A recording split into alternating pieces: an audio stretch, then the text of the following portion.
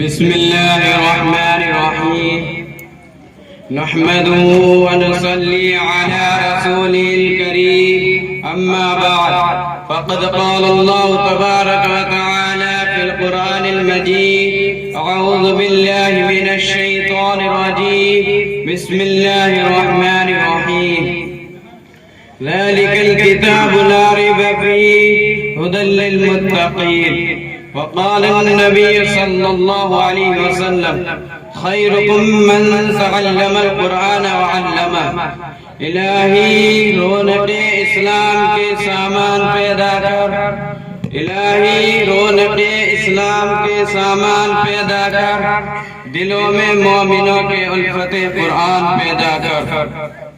صدر محترم، اسٹیج پر رونق افروز بزرگان دین اور حاضرین جلسہ، آج کی اس محفل میں اور آج کے اس مبارک اجلاس میں میرا موضوع سخن دنیا کی سب سے پاکیزہ اور مقدس کتاب قرآن پاک ہے۔ ہمیں چڑھتے سورج کی طرح یقین ہے اس کا ایک ایک حرف سچا اور صادق ہے۔ وہ قرآن پاک جس کی زبان مقدس، بیان مقدس اور جو فصاحت و بلاغت کا ٹھاٹے مارتا سمندر ہے، جس کے متعلق ارشاد ربانی ہے۔ قرآن وہ کتاب ہے جس کے صادق اور برحق ہونے میں کوئی شک و شبہ نہیں، اور جس کے بارے میں محسن انسانیت حضور پاک صلی اللہ علیہ وسلم نے ارشاد فرمایا کہ تم میں سے سب سے بہتر وہ شخص ہے جو قرآن کو سیکھے اور سکھائے۔ دعا کیجئے کہ خداوند قدوس ہم سب کو قرآن پاک کی دولت سے مالا مال فرمائے، آمین۔ نوجوان دوستو، قرآن پاک رب ذوالجلال کی طرف سے عطا کردہ حسین تحفہ ہے کہ جس نے 23 برس کی قلیل مدت میں پورے عالم میں انقلاب برپا کر دیا کہ بڑے سے بڑے فصحاء، بلغاء، ادباء اور شاعراء حیران شدہ رہ گئے، جس کی آیتوں کو سن کر پتھر دل موم ہو گئے۔ دوستو، یہی وہ قرآن ہے جس نے رسول کی رسالت کو اعزاز بخشا، یہی وہ قرآن ہے جس نے رسول کی رسالت کو اعزاز بخشا، یہی وہ قرآن ہے جس نے پس مردہ قلوب کو تازگی بخشی۔ ہاں ہاں، یہی وہ قرآن ہے جس کی برکت سے جنات شیاطین کا آسمانوں پر جانا بن ہوا، یہی وہ قرآن ہے جس کی برکت سے عزت اور عفات کے شامیانے گڑ گئے، یہی وہ قرآن ہے جس کی بدولت محبوب حقیقی کی رضا نصیب ہوئی، یہی وہ قرآن ہے جو سچائی اور امانت داری کا درس دیتا ہے، یہی وہ قرآن ہے جس کی بدولت حضرت عمر فاروق رضی اللہ عنہ کو ایمان نصیب ہوا، یہی وہ قرآن ہے جس کی نظیر پیش کرنے سے ساری دنیا عاجز و قاصر رہی، یہی وہ قرآن ہے جس کا مثل پیش کرنے سے عرب کے فصیح و بلیغ زباندانی کا دعویٰ کرنے والوں نے گھٹنے ٹیک دیے، یہی وہ قرآن ہے جس نے دلالت و گمراہی کی دلدل میں پھنسی ہوئی انسانیت کو رشد و ہدایت کا پیغام سنایا، یہی وہ قرآن ہے جس کی تلاوت میں دلوں کے واسطے فرحت و بشاشت کا سامان ہے، یہی وہ قرآن ہے جس نے رسول کی رسالت کے اعزاز بخشا، یہی وہ قرآن ہے جس کی عبادت کا وعدہ خود خالق کائنات نے فرمایا، یہی وہ قرآن ہے جس نے ذہنی قوتوں کو جلا بخشا، یہی وہ قرآن ہے جس کی برکت سے جڑے چمن میں بہار پیدا ہو۔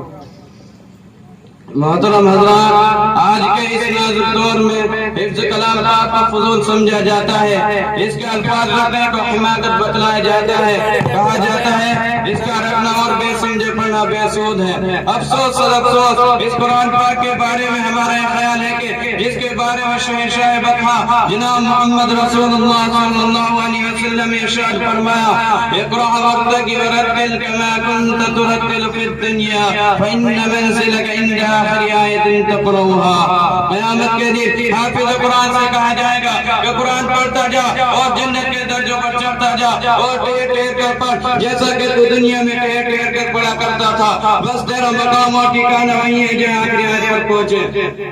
یاد رکھو، یہ قرآن دنیا کی سب سے بڑی نعمت ہے، یہ زمین، آسمان، چاند، سورج، ستارے کوئی اس نعمت کا مقابلہ نہیں کر سکتے۔ یہ قرآن رب کائنات کا مقدس اور عظیم کلام ہے، اور کیوں نہ ہو جبکہ اس کے اتارنے والا امین، جس کے ذریعے اتارا گیا وہ بھی امین، جس ذات پر نازل ہوا وہ بھی امین، جس مہینے میں نازل ہوا تمام مہینے سے افضل، جس رات میں نازل ہوا وہ 1000 مہینے سے بہتر ہے۔ اللہ کا مقدس اور پاکیزہ کلام تمام کلاموں سے افضل اور برتر ہے۔ حدیث پاک میں آتا ہے: فضل کلام اللہ علی سائر الکلام کفضل اللہ علی خلقہ۔ اللہ کے کلام کا تمام کلاموں پر ایسی فضیلت ہے جیسے خدا تعالی شان تمام مخلوق پر۔ اللہ کا دلارا، خدا کا پیارا نبی ارشاد ارشاد فرماتا ہے کہ جس نے قرآن پڑھا اور اس پر عمل کیا اس کے والدین کو کل قیامت کے دن سورج سے بھی زیادہ روشن تاج پہنایا جائے گا. غور کرنے کا مقام ہے کہ جب والدین کو اس طرح قدر انعام سے نوازا جائے گا تو خود پڑھنے والے کے مقام اور مرتبہ کا عالم ہوگا.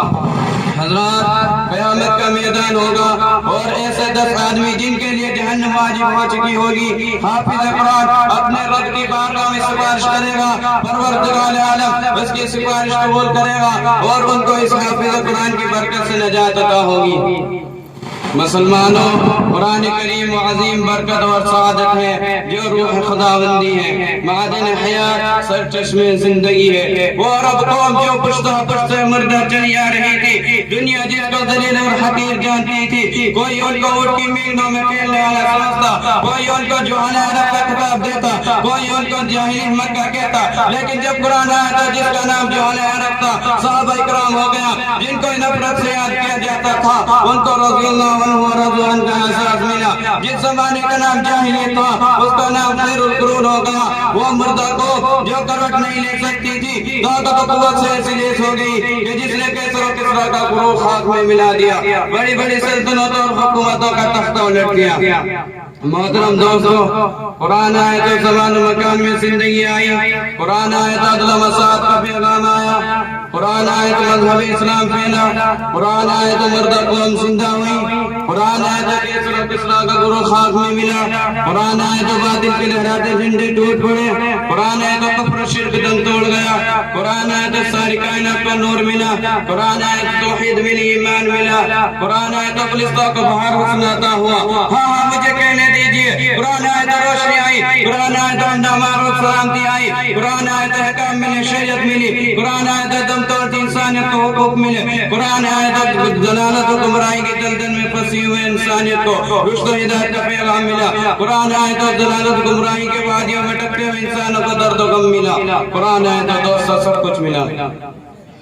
مگر افسوس صد افسوس, ہم نے قرآن کے دامن مقدس کو ترک کر دیا, ہم نے اس کی پاکیزہ تعلیمات کو بھلا دیا. نتیجہ یہ ہوا کہ مسلم کو جس کے سر پر عزت و رفعت کا تاج تھا, ذلت و رسوائی کی کار میں جا گری. وہ کامیابی جس کے آگے بڑھ کر استقبال کرتی تھی, ناکامی کا مقدر بن گئی. وہ مسلم کو جس کی ایک آواز پر افریقہ کے جنگل میں رہنے والے خونخوار درندوں نے میدان خالی کر دیا تھا, آج ایک چوٹی بھی اس کا حکم ماننے کو تیار نہیں. وہ قوم جس نے کبھی حکومت السلط کا فریضہ انجام دیا تھا, آج غلامانہ زندگی بسر کر رہی ہے. مسلمانوں, سمجھو اور ہوشیار ہو جاؤ, غفلت کا پردہ چاک کرو, قرآن پاک سے وابستہ ہو جاؤ, ورنہ یاد رکھو تاریخ ہمیں کبھی معاف نہیں کرے گی. وما علینا الا البلاغ.